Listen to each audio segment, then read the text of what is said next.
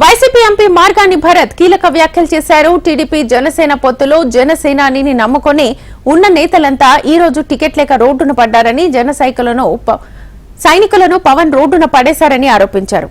అసలు పవన్ పార్టీ పెట్టిందే చంద్రబాబు కోసమని విమర్శించారు. పవన్ పార్టీ పెట్టి 10 ఏళ్లైందని, ముఖ్యమంత్రి అభ్యర్థిగా పవన్ కళ్యాణ్ పోటీ చేస్తాడని జనసేన కార్యకర్తలు ఎదురుచూశారు. కానీ పవన్ మాత్రం చంద్రబాబు కొమ్ము కాస్తున్నారని భరత్ ఆరోపించారు. చంద్రబాబు నాయుడు గారిని కానీ లేకపోతే లోకేష్ని కానీ వాళ్ళిద్దరిని ముఖ్యమంత్రిని చేయడానికి ఈయన పార్టీ పెట్టినట్టు అనిపిస్తూ ఉంది. ఒక పక్కన జనసేన పార్టీ పవన్ కళ్యాణ్ గారు 6 to 7% ఓట్ షేర్ వచ్చింది లాస్ట్ టైం.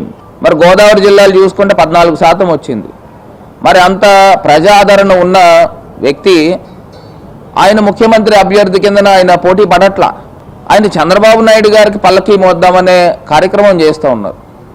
ఒకటి మరి నాకు బాధాకరం, మరి జనసేన కార్యకర్తలు లేకపోతే వాళ్ళ వీర మహిళలు లేకపోతే వారి అభిమానులు కూడా ఒకసారి ఆలోచన చేయాలి.